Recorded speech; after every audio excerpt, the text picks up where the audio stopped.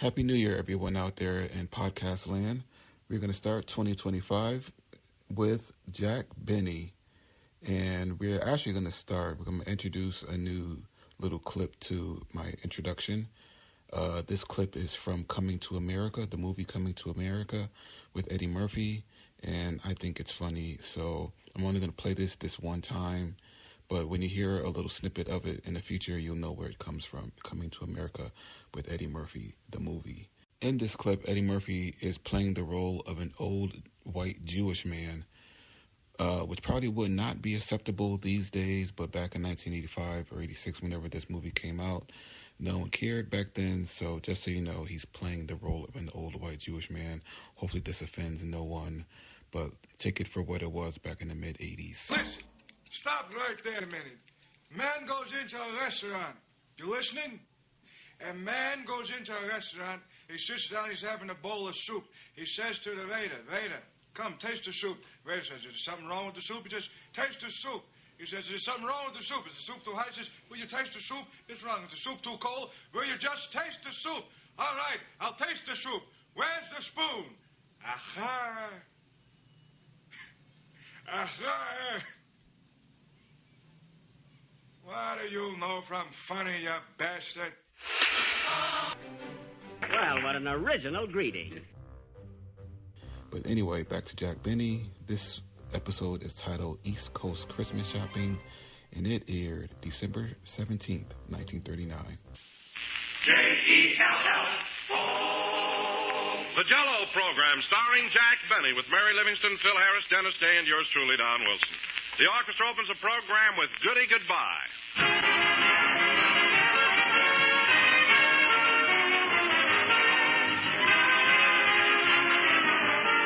You know, this coming Friday is the first official day of winter, and during the dark, blustery days ahead, you'll find nothing lights up the dinner table like the gay glint of orange Jell-O served as a bright, tempting salad or dessert.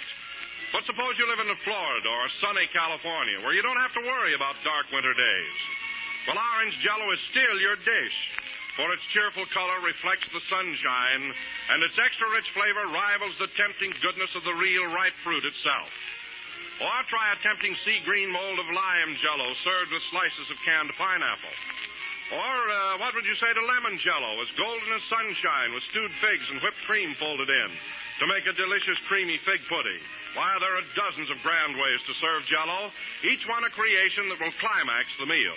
So stock up on Jell-O tomorrow and look for the big red letters on the box when you buy. They spell Jell-O in 6 delicious flavors: strawberry, raspberry, cherry, orange, lemon, and lime.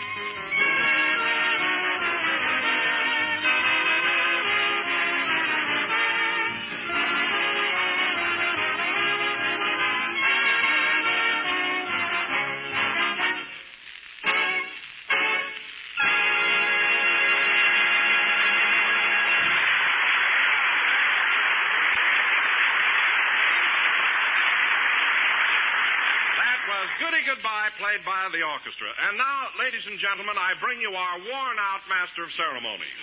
Between his broadcast at NBC, his picture at Paramount, and his Christmas shopping at the 5 and 10, he's the busiest little man in Hollywood, Jack Benny.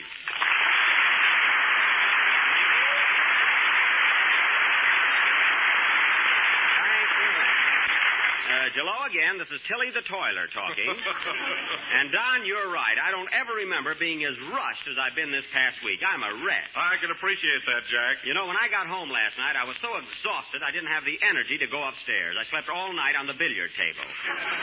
My goodness, you must have been tired. I was, Don. I rolled and tossed and tossed and rolled till almost daylight. Restless, huh? No, I forgot to take the balls off the table.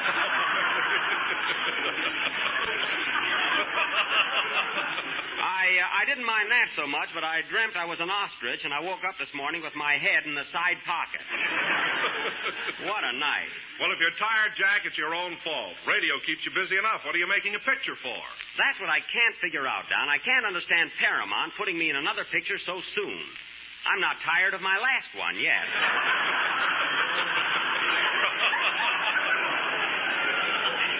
But I guess they know best, huh?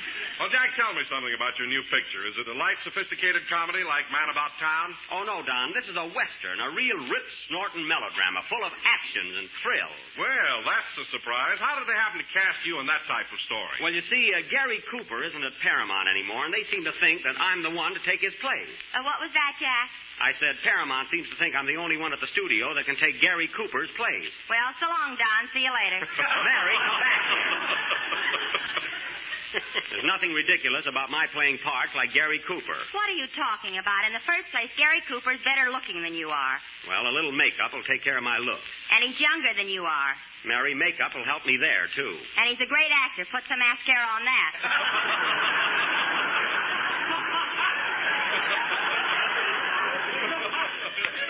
Listen, my critical friend, I can play those strong Western types, too. I can talk through my teeth just like Gary Cooper. What do you mean, your teeth? Mary, possession is 9 points of the law.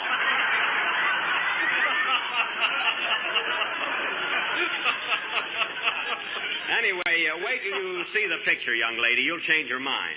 Say, Jack, is Phil Harris in this one, too? Yes, Don, he's in it, but I can't understand why. He must have something on the director. I wish I knew what it was. I'd like to get some more lines. Oh, well, I'll just snoop around. Well, how is Phil in it? Has he got a pretty big part? You'd think so to see him strut around on the set. He's such a ham, Don, yet he tries to be so democratic. What do you mean? He's got a sign on the back of his chair that says, Phil Harris, never too busy to say hello.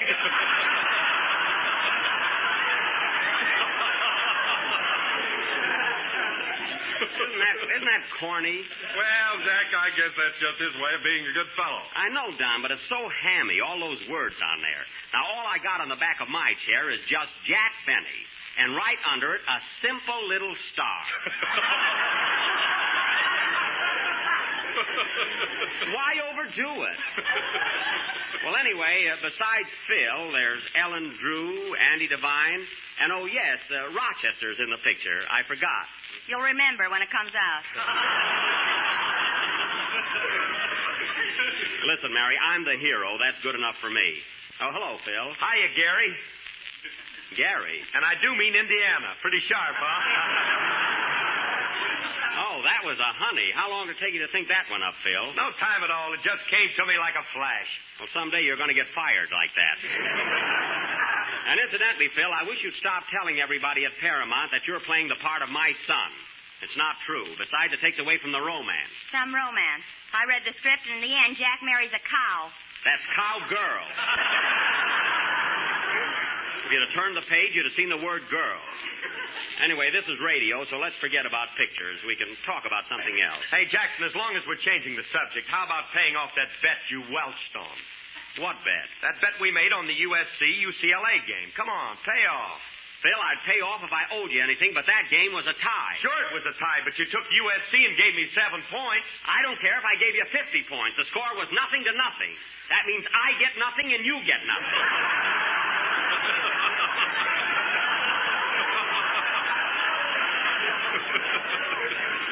Now get your band together and play a number. I don't want to interfere, Jack, but if you gave Phil 7 points, he won that bet and you ought to pay him. Certainly he ought to pay him. Of course. Oh. All right, Phil, all right. Here's a quarter. Now leave me alone.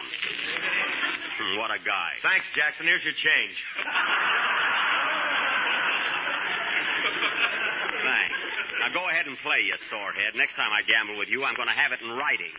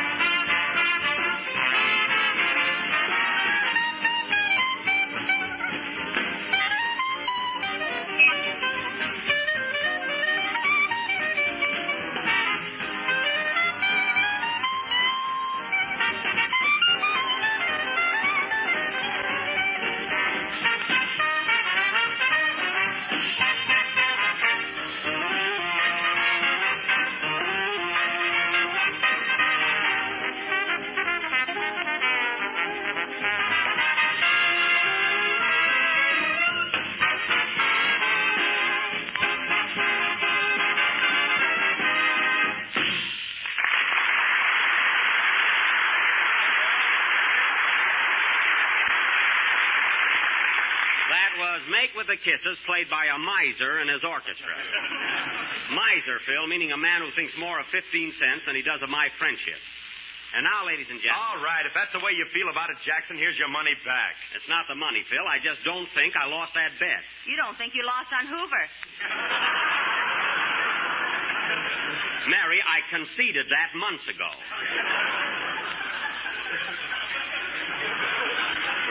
We're talking about the football game. The trouble with you is you don't know anything about gambling. You're just a poor sport. I'm a poor sport. That's a hot one. For your information, Phil, I had an uncle who was one of the most famous gamblers in Waukegan. Why, he'd bet $1,000 on the turn of a card. I bet he was an uncle by marriage. No, his name was Benny. Shoot the works, Benny.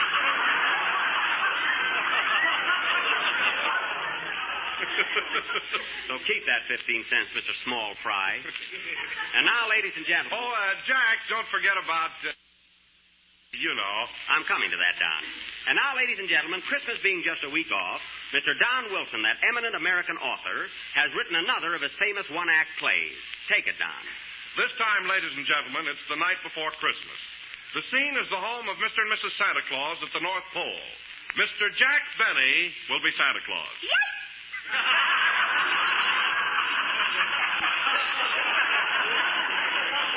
Never mind, Mary. With a beard, no one will know the difference. Go ahead, Don. The North Pole. Curtain. Music.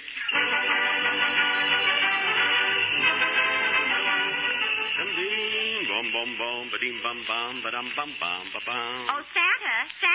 What do you want, You better get started pretty soon. The reindeers are all hitched and everything. Well, I got a few more letters here, and I got to see what the kiddies want before I put my bag in the sleigh. I'll help you. Here's a letter from Encino, California. It's from a kid named Philip Harris. Tear it up. But Santa, he says he's been a good little boy. Good little boy. Why, last Christmas I got to his house around 5 a.m., and he was just getting home. Not only that, he threw snowballs at me. There's no snow in Encino. He didn't know it.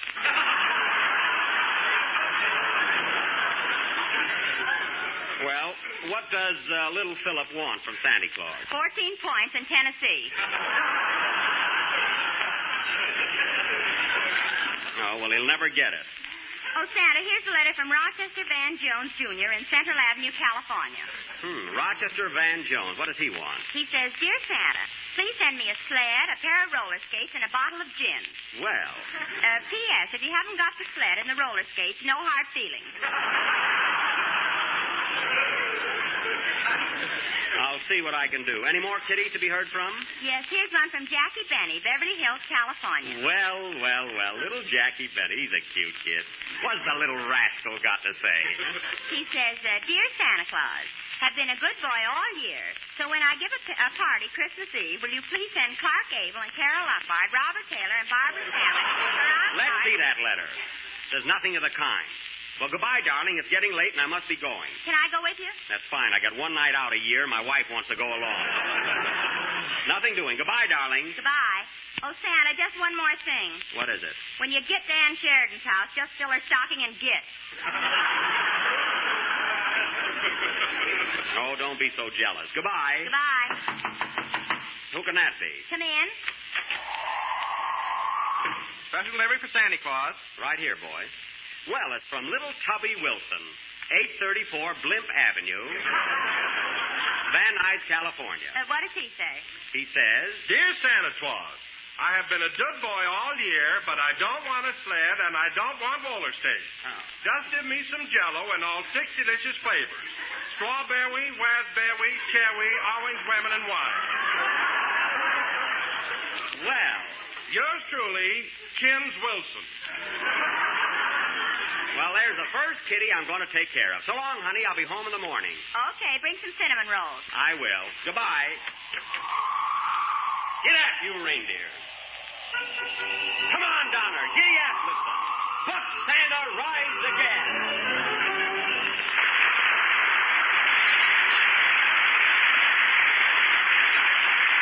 Don that was marvelous. That's one of the best plays you've ever written. Well, I thought you'd like it, Jack. And by the way, what did you think of that surprise finish when I asked for Jell-O? Oh, Don, it was such a shock. Yeah, I never dreamed we were going to mention our product. And now, folks... Gee, I knew what he was getting at all the time. Oh, hello, Dennis. I didn't hear you come in. Well, I didn't trip over anything today. Oh. Well, Dennis, I don't want to rush you, but Don's play reminded me I still have a lot of Christmas shopping to do, so go ahead with your number and I'll run along. Can I go with you, Jack? I've got some stuff to buy, too. Sure, come on, Mary. Oh, Don, you and Phil take care of the rest of the program, will you? Sure, Jack. We'll carry on. Here's a Lulu, folks. A tramp went up to a farmhouse, knocked on the door, and said, "Can I have a piece of cake, lady? It's my birthday." Phil, wait till I get out. With those 1912 wow. Go ahead and sing, Dennis. I'll see you next week. Okay. Oh, by the way, Mr. Benny, could I speak to you a minute? Of course, Dennis. What is it? Well, it's a little personal. I'd like to talk to you in private. Well, you can tell me right here. What's on your mind? Well, Mr. Benny, my mother... Yes? Gee, I don't know how to say it. Go on, Dennis. Don't be bashful. Well, my mother told me to ask you, when are you going to start paying me for singing here?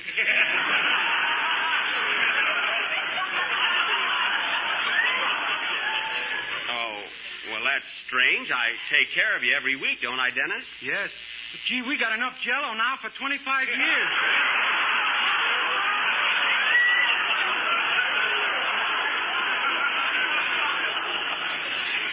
Oh.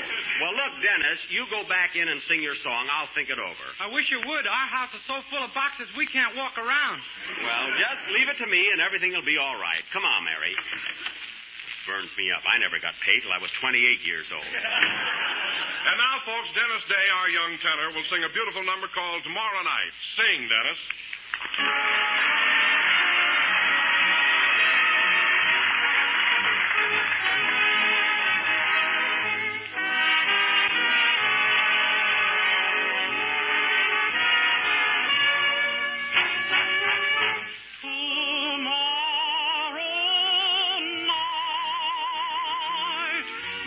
Remember what you said tonight. Tomorrow night, will all the thrill be gone? Tonight is filled with 1,001 delights, and you are saying this is a night of nights. And while I'm holding you here in the soft moon glow, there's only one thing I'd give the world to know.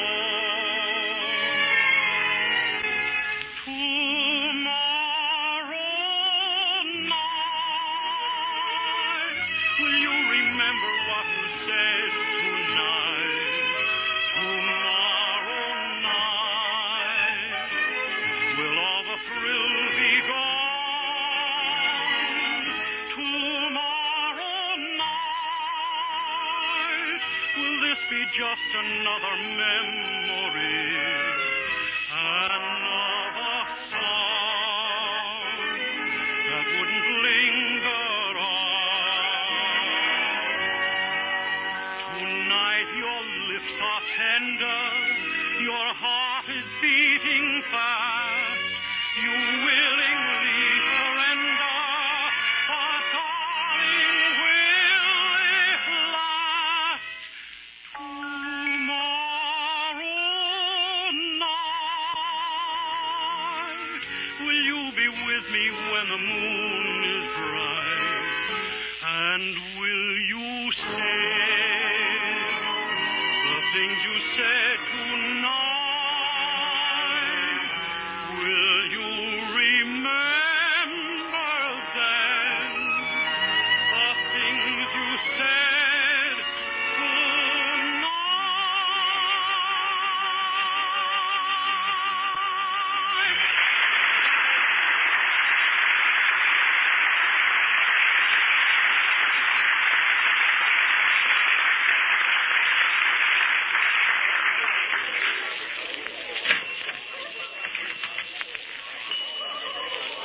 Gee, the store is crowded. Everybody doing their Christmas shopping the last minute. Stick close to me, Mary. Here, I'll take your arm. Let go of me, you masher. Oh, pardon me, miss. It's so crowded here, I thought you were someone else. That's what they all say. Mary, where are you? Here I am, right behind you. Who's your girlfriend? She's not my girlfriend. I don't even know her. Well, it ain't your fault, Gary. I said I was sorry, miss. Now stay close to me, Mary. Have you got my Christmas list? Yes, here it is. What does it say? Dear Jackie boy, I waited for you in the Owl drugstore last night. The list is on the other side. Read it. Wait a minute. Who's Gladys? Never mind. Give me that list. Let's see. I got to get some perfume for my sister and a watch for Don Wilson and a mink coat for Gladys. Which will turn out to be perfume. Don't be so sure. Now, let's see. I got to take care of Phil, and I got to get something nice for Dennis. I know what Dennis is giving you, Jack. What? A pair of socks. Pair of socks? What a little tightwad. Bet that kid's got the first box of Jell-O he ever earned. Well, I'll get Don's present first. I wonder where the watch department is. Let's ask the floor walker. Yeah, there's one over there. This must be him. Now, pardon me, are you the floor walker? Yes, I'm the floor walker. What do I look like? A telephone booth?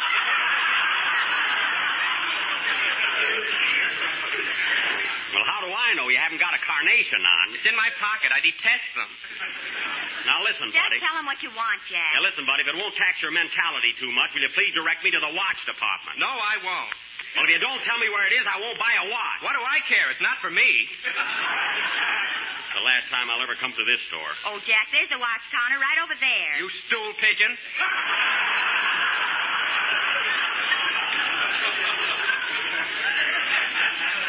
What a guy. I don't know how he holds his job here. Come on, Mary, give me your arm. Hey, you, let go of me. Oh, it's you again. Will you stop following me around? Well, I thought... It's no use. I'm engaged. Well, I pity the fella.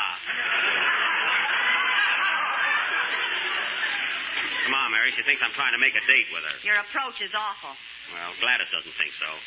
Here's the watch counter. How do you do, sir? Can I help you? Yes, I'd like to look at a watch, please. Bulliver, pullover, or schmulliver?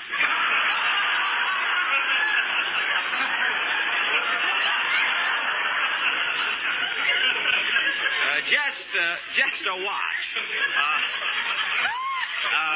Just a watch, a man's wristwatch. Well, let's see. Now, here's our new Venus de Milo model. No hands on it. No hands on it? Well, how do you tell time? Nearly everybody asks me that, but they sell like hotcakes. Well, it's cute, all right, but I like something a little more practical. Oh, Jack, I'm going over and do my own shopping. See you later. Okay.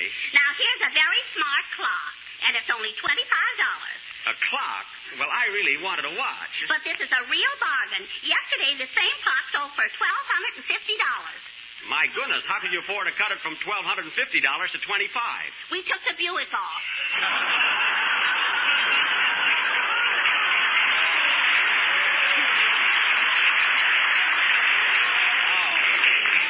Oh, it wasn't a car. Well, I just like a wristwatch, please.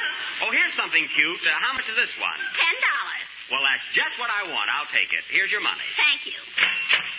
Say, this is a beauty, all right. It certainly is. And you know, it has that new unbreakable crystal. Here, try it out. No, I'll take your word for it. Go ahead. Take this little hammer and hit it. Oh, all right.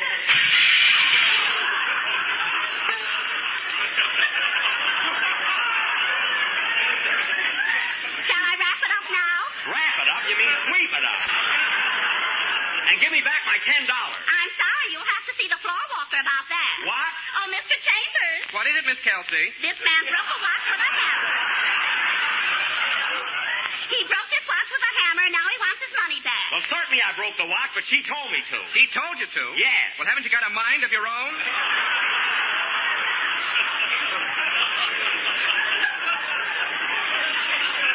Well, certainly I have a mind of my own, but this young lady told me it was unbreakable. Young? Why, she's 42 if she's a day. We're not arguing about that. I want my $10 back. Give it to him, Miss Kelsey, before he bites somebody. Yes. Here's your money. Boy, what a sore loser. Certainly a fine store to do business with. You walked in, Sugarfoot. Nobody dragged you.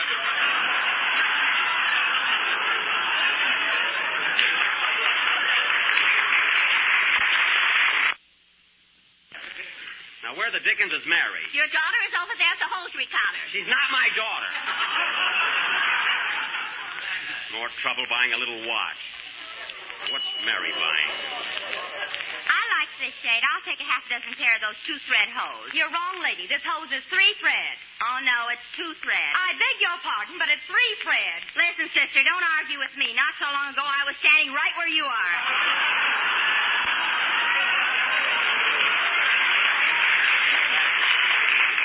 That's telling her, Mary. Oh, hello, Jack. You get a watch for Don? Yes, but I broke it with a hammer. It's a long story.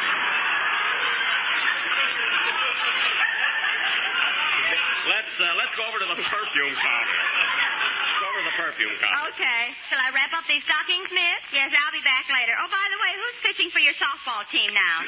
Mary, you can talk shop later. Come on. Oh, Mary, here comes that girl who thought I was trying to flirt with her. Yeah. Watch me have some fun with her. Hello, sweetie pie. Ow! Here, Mary, hold my coat. Oh, Jack, you're in a store. Lucky for her, believe me. Here's the perfume counter. I see it. Pardon me, sir. I'd like to buy some perfume. Okay, mister, what kind of perfume would you like?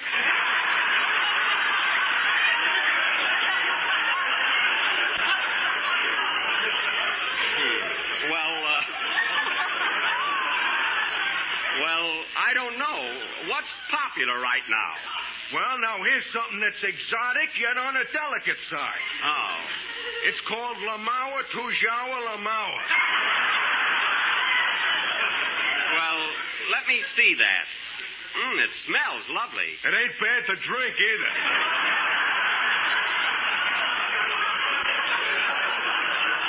Well, I really don't care how it tastes. You see, I'm buying it for my sister. Oh, is she on the wagon? No, she just doesn't drink perfume. She's eccentric. Anyhow, it has an exquisite scent. How much is it? 2 clams a slug. Oh, that's reasonable enough. You think I ought to take a bottle of this, Mary? Certainly. Mary. Well, wrap it up, and I'll drop in on my way out. Okay, pal. Oh, by the way, I don't want to seem impertinent, but how does a fellow like you happen to be selling perfume? I'm the only mug in the joint that can speak French. Oh. Well, see you later. Goodbye. Au revoir, pal.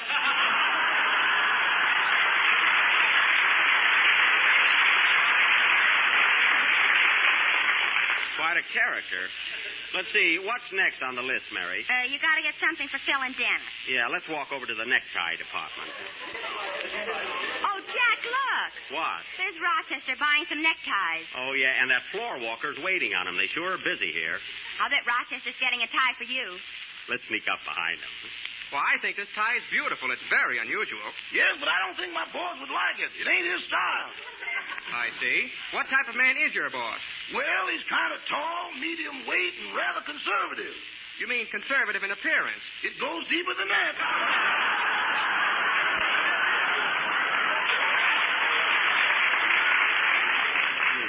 Well, at least he's subtle. Quiet, I want to hear this.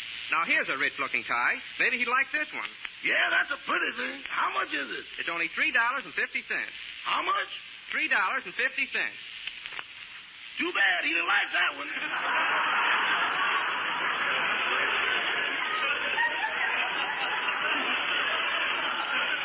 Oh, fine. Well, if you don't want to spend quite so much, here's a lovely tie for 89 cents. 89 cents. That's right. Now the blue of your tie meets the gold of my purse.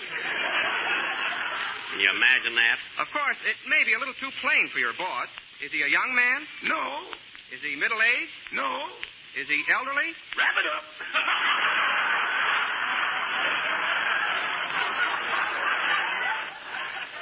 Rochester Van Jones. Oh, hello, boss. I didn't see you. I know you didn't, and don't be buying me any 89-cent tie. You keep out of this. I will not. This fellow works for me. Now, look, Rochester, you've been with me 3 years now, and I've been very nice to you. I've always tried to make things pleasant for you and keep you happy. Is that open for discussion? No, it isn't. I'm leaving you here at this necktie counter, and I want you to decide for yourself whether or not I'm worth more than an 89-cent tie. Come on, Mary, let's go. Okay. Mary, which tie do you think Rochester's going to buy me? The one for $3.50 or the 89-cent one? Well, if you were Rochester, which one would you buy? I'll fire that guy. Play, Phil. They say, ladies and gentlemen, that it isn't good manners to point. But there really is one time when it is all right. And that's when you see Jell-O butterscotch pudding on your grocer's shelf. Every day, thousands of discriminating housewives make this new dessert a regular part of their marketing. And they serve it often because it's an all-family favorite, with its rich, buttery, brown sugar goodness and its tempting, deep golden color. Served with nuts, fruits, marshmallows, shredded coconut, or with just a big dab of snowy whipped cream, Jell-O butterscotch pudding is absolutely tops. And the same goes for Jell-O vanilla and the So as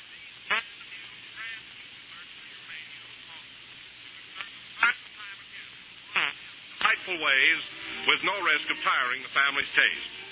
Tomorrow when you're at the grocer's, just point Jell-O puddings and watch them point the way to a real treat. We're a little late, so good night, folks.